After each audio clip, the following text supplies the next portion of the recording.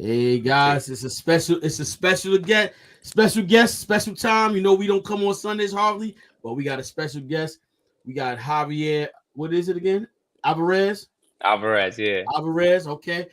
One of my colleagues, bro. Listen, we about to have a good conversation. Kind of like is I guess you want to say it's a little difficult because some people don't want to accept it or they don't want to talk about it. But we're gonna talk about this. The topic is stubbornness, and everybody struggles with that. Not only struggle with that, they sometimes they get stubborn in their ways. Religion, faith.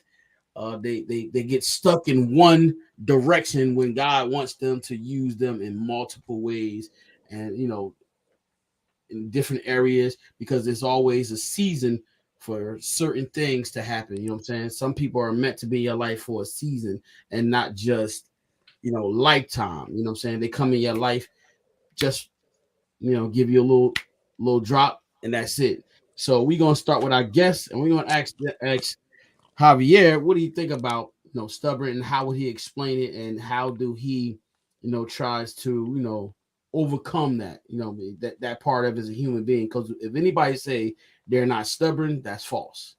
We Yeah, all for are. sure. For sure. We all are. Yeah, yeah. So how would you describe that in your life, and how do you try to overcome that part of you as a human being?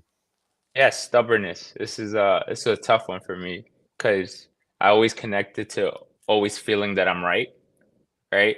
Like, and always feeling that I guess I'm knowledgeable about certain things. So when people try to disagree or don't agree, that's when my stubbornness kicks in. It's like my ego is connected to it, Mhm. and I think that's where you have to kind of control it, right? You have to control how you project to others, and maybe their point wasn't to make you more stubborn, but this is how the situation came out, or they disagreed. So I guess it's just like letting go of your ego is probably the biggest thing I ever learned about controlling my stubbornness. You know, I I feel like if I know a topic, just like how many times we've discussed football and knowing that like, hey, this team is better than the other, but you just won't let it go, right? You have to like fight for it. So, um, you know, that's kind of really how I've helped me deal with being stubborn. I think after I really realized that it's connected to ego and it doesn't really matter, things are a little bit more easier, right? You don't have to necessarily. Everybody has an opinion. People can state it. People can disagree. We can agree to disagree. But that back and forth communication, keeping it humble throughout the process, right? Like having the discussion, you and I, and for us to disagree and not get annoyed about it is the battle, right? Um, so Mhm. just constantly, looking yourself in the mirror when you get mad. Just all right. So would you say that stubbornness would be a part of a characteristic that you it becomes a part of your personality because it sometimes it can be yeah, the way you are stubborn is because of your how can I say it, your emotions. Yeah, I mean, I think it connects to trauma for sure, right? You're like certain things that you're stubborn about make you stubborn is for unresolved trauma, right? I I you connect a bad experience to the moment that you're dealing with now, and how you would disagree with your brothers about the same topic. So I think everybody goes through that battle. I don't think necessarily it's a part of your personality. I think if you project that to the world and you're telling people like, "Hey, I'm stubborn," you're going to be stubborn, right? And I think that's really important. I think we get caught up in telling people who we are rather than who we can become. So, yeah, that's kind of My take on that, I don't think necessarily we have to be stubborn. I think it's also some way to that, God tests you on your ability to handle situations, right? And always taking the higher road, right? And knowing how sometimes that doesn't make you feel good and you're makes you upset, but then you kind of got to really look, have that internal battle with yourself to really see like, hey, what's really wrong here? What am I really getting upset about? What is something that is reminding me of this moment right now that has got me upset? So I hear you. You speak of God. You're a man of faith. Is that correct? I am. Yeah, I'm happy to say, right? It has been a long journey. I've always felt that I've pushed it away. And be like, hey, I'm too young. I'll handle it later, and then you realize life hits you fast, and you know, That's definitely a great walk to have. Believing in God and your faith, because it is it teaches you how to control your emotions, control your feelings. That's if you allow it to. Some people just think it's about just having a relationship, but it's deeper because it teaches you how to, like I said, control your emotions, how you respond to people, because you're always thinking about how, if I say the wrong thing, how I can offend that person, and not only offend them, it can take them to a whole nother a place not of peace, a place of destruction. You know what I'm saying? And when I say destruction, you can lower somebody's self-esteem by the words that you say, you know what I'm saying, to people. You don't know what they're going through. And that's what your faith, hopefully not just you, I'm just saying, when people take on their faith, and that's what they're trying to do, learn how to speak to people, all different races and ethnics, because it's important to do those type of things, because that's what faith, that's what my God, and when I say my God, because I got to respect what you see and how you believe everything.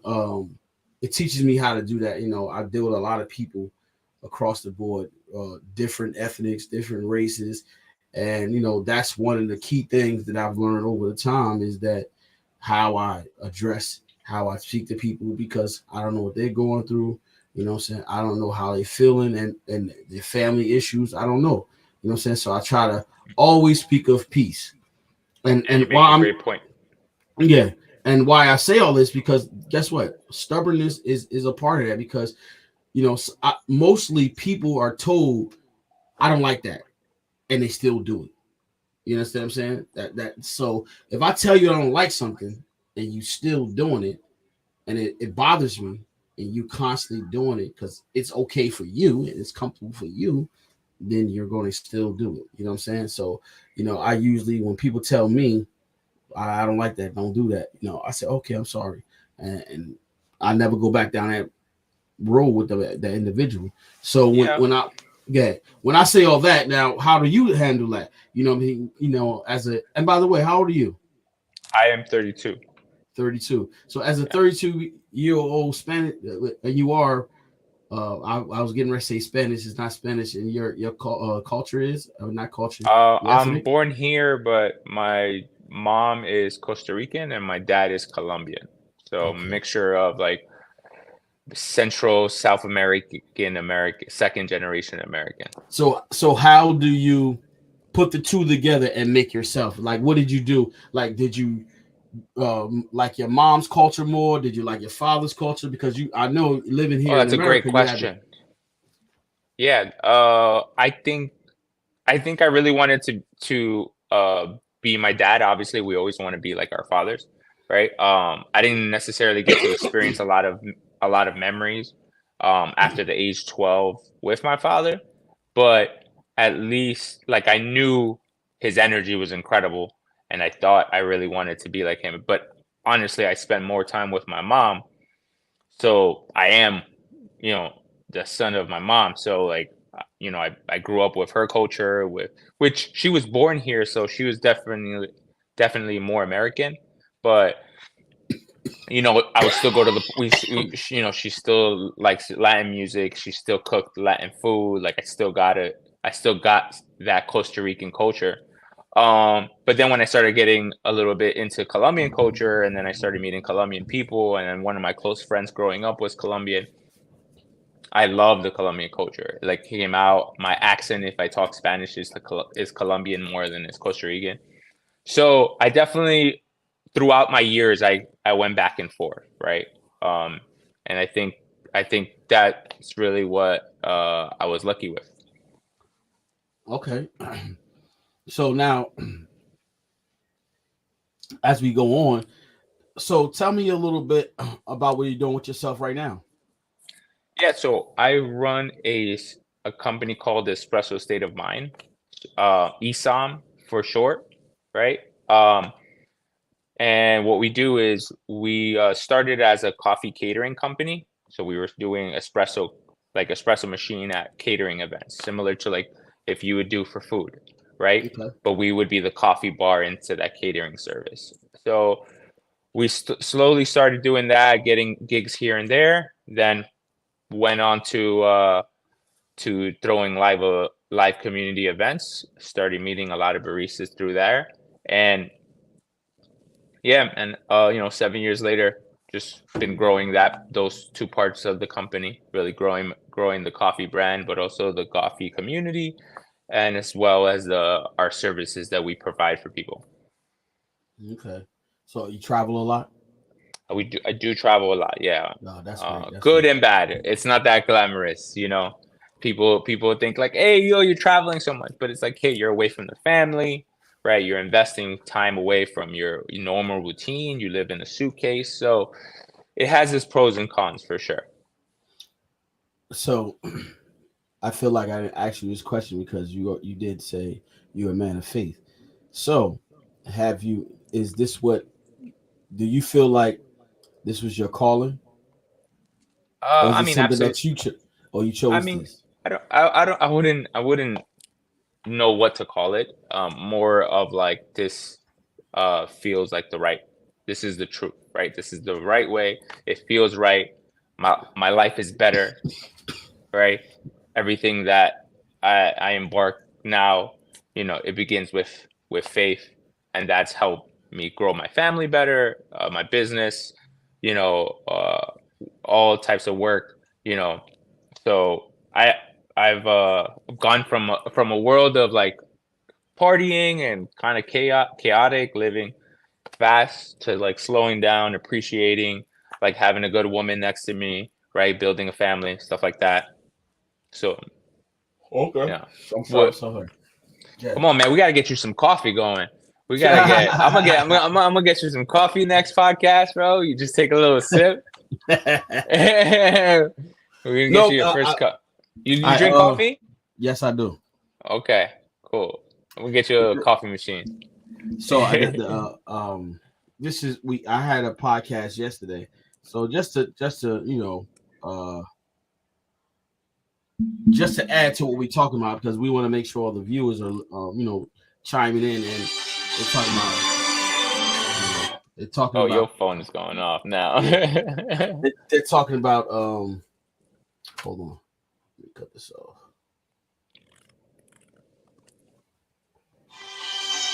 Let me cut this off. Hold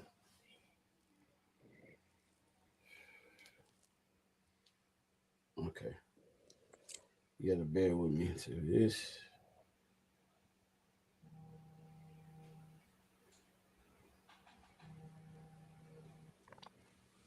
Hold on. All right. Yeah. So just to add to what we're talking about because it's all relevant. Um, let me ask you something. The three C's in your life.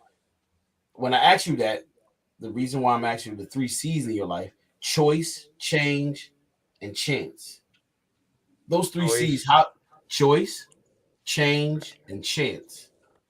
So here's a slogan that goes with it. So I'm gonna read the slogan. It says, "You must make a choice to take a chance if you want anything in life to change."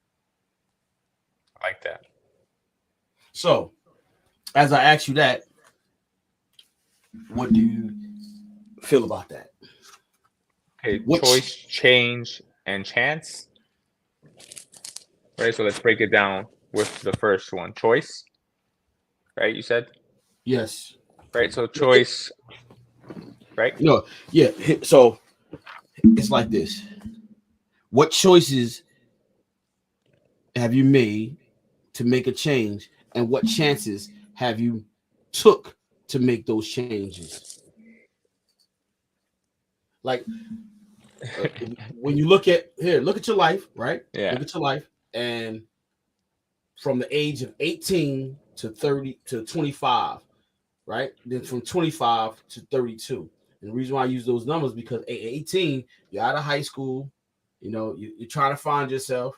25, you should have found yourself a little bit, knowing what you want to do. And at 30, 32, you should be already walking into, your, if not already, your career or somewhat in that field of what you want to do. So walk us through those changes, the chances you took, and the choices that you made to get to where you're at today. Okay. Cool. So I think at 18, like every 18-year-old, they think they know it all after high school. I just really wanted to get a job, and I ended up getting lucky and landing a job at Starbucks at 19, and that kind of just gave me the structure that I needed. So, you know, from there, I was able to progress in my coffee career, all the way to starting to teach people how to do coffee, and then kind of just after year 7 in the coffee industry, I realized it's like, hey, look, I'm in 7 years, I'm making good money, right? I got to either commit or I got to make a move. So I just decided to stay the course, commit, really like be like, uh, it doesn't matter what you're doing as long as you're fully invested in that one thing. I think you'll be fine. And I'm lucky to be in the coffee industry for about over almost 15 years, and and that decision, that switch that I made in year 7 at age 25, ironically enough, um, you know, 25, I was like, hey, look, I'm gonna make it happen. I'm gonna start making content and videos. I'm gonna start meeting people, and I'm gonna see what's up. And I was lucky to meet my business partner. I was lucky to meet my life partner through coffee, and I was just able to make these choices, right? And staying with the good, right, was always my motto with my team, right? It's like, stay with the good. If something's working, something's good, don't disrupt it, right? And I think though that's the choices I made. I did, I was lucky enough. So the my it was very fortunate to have somebody that I'm with that loves coffee as much as I do. I got to be lucky enough to meet the most charismatic person in coffee industry, and introduced me to an underground scene of latte artists, which then expanded my like creative mind to build the brand that we have today. So it's been at 32 years old. I'm just staying on the course. Okay. So you said, so in other words, you're saying to me that your lady friend is into coffee. Yeah, she runs a cafe in Astoria called Chateau Le Wolf. So if Say it again. anybody ever Say it again. Chateau Le Wolf. So yeah, we're New York City's first dog cafe, as she would say it.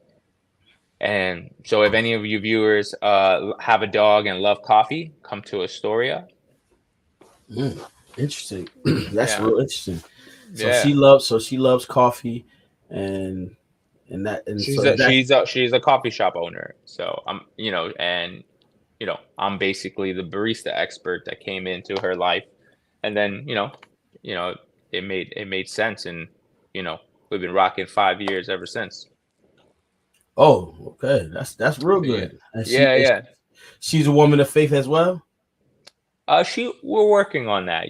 Everybody's got their own journey with that. You know what I'm saying? But my motto is kind of like, I have to lead by example.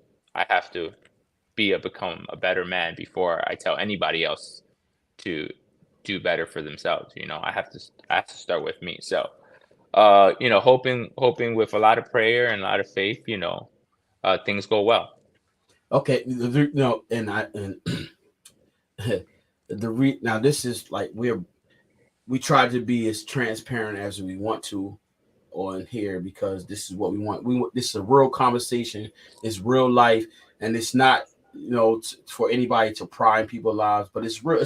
It's a one on one, and it's personal. And why I say that is because um as we walk in life, we want to make sure we have the right people around us. It seems like you have the right people around you, say on every level, because you can have a business minded person, but their beliefs don't have there is nothing in common. You don't have anything in common. So listen, when you want success, you want to make sure, not you, I'm just saying in general, when you want to build a empire, you want the right people around you, so you don't have to worry about them, doing something behind your back that you don't approve of. You understand what I'm saying?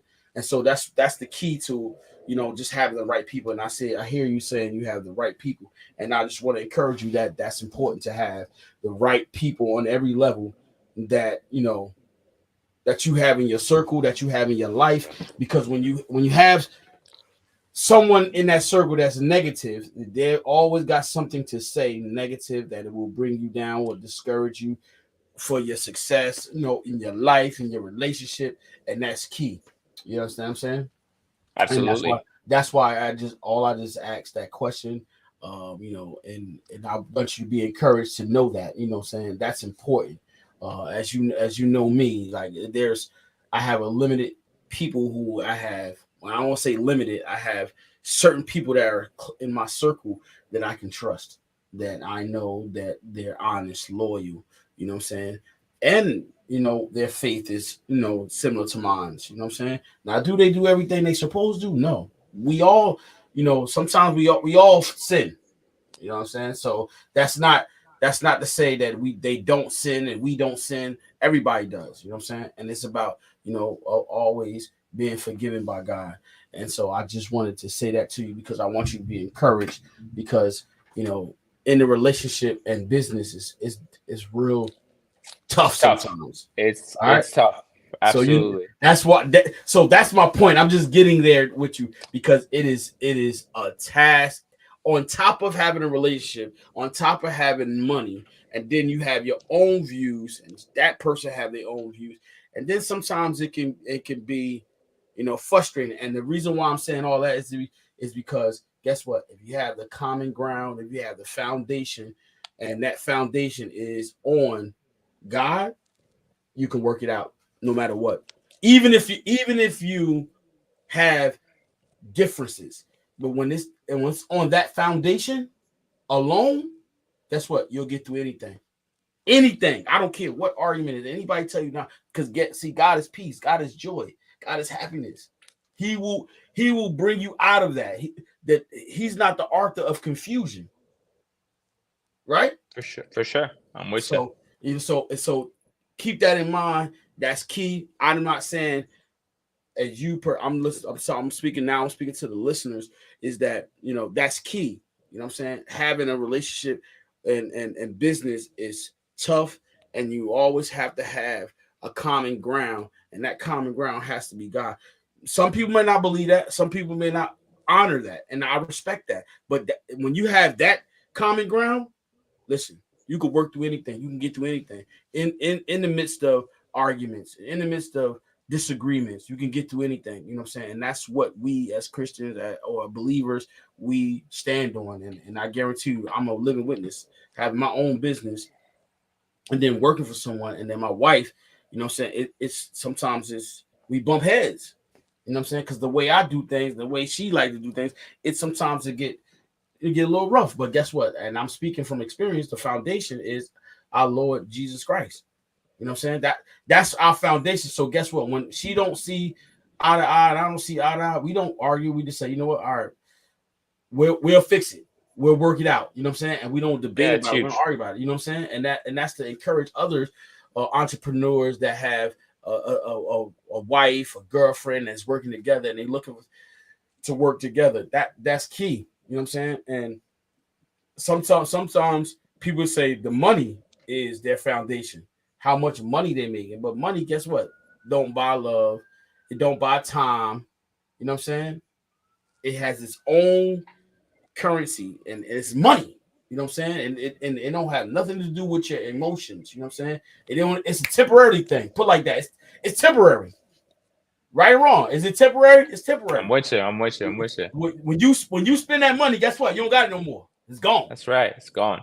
But now when you speak those words of encouragement and enlightenment to your wife, your girlfriend, and you encouraging her, you uplifting her, guess what? That's lifetime. That's forever because it's the same way the words can hurt you, the words can uplift you. You know what I'm saying? Yeah.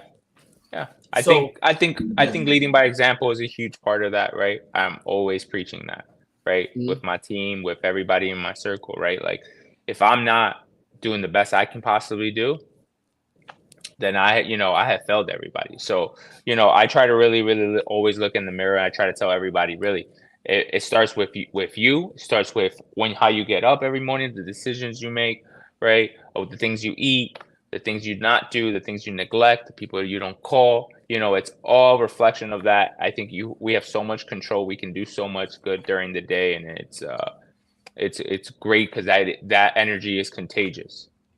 Okay, you say that energy is contagious. I like that. I like that. So, as you when you out there, in the world, how do you uh show your love for Christ when you're out there doing the barista, when you're out there working?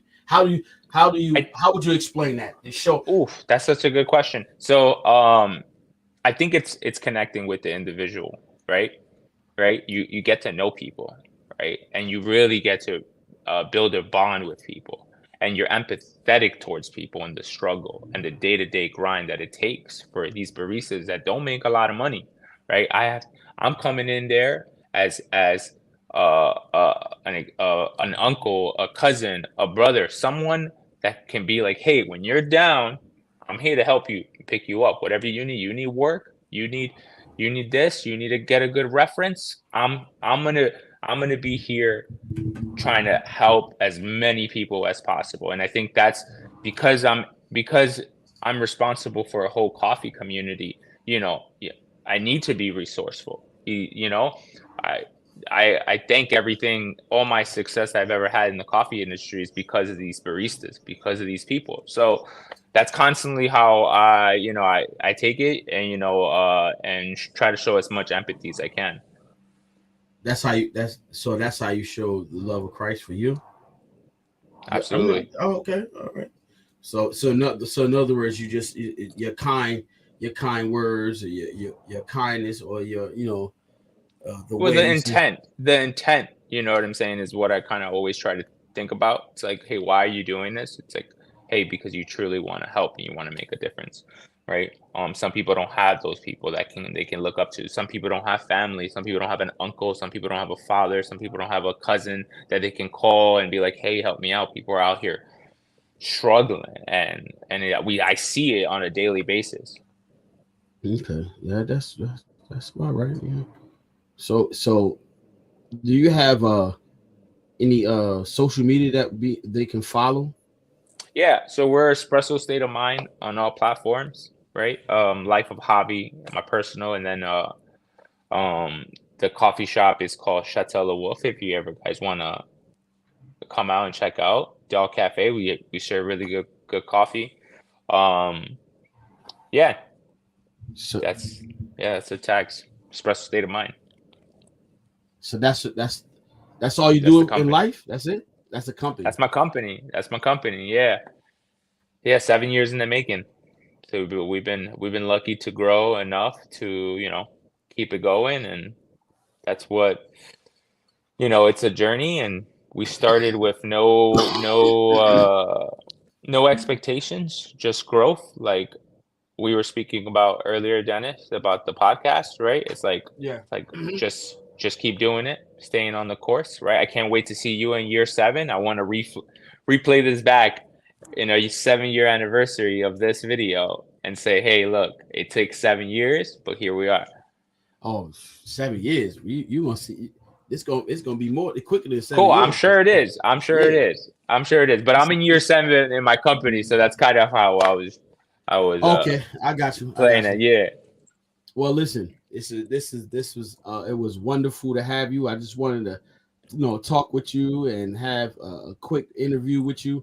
Listen, you Yeah, always welcome to absolutely. come through and come through and check us out. But we have your email, and sometimes my co-host might reach out to you and text you. I'm gonna have to send you her email, so just so you look out for. And listen, Cool. Javi, it was great having you. And listen, Bro, we be good. support you. We definitely going to support you. We're going to make sure that people hear about you, and we're going to put your business out there like that. All All right. right, man. Great having Chef you, D, brother. good luck, All right. Be bro. blessed. Be good. All right. Thank you. Have a good one.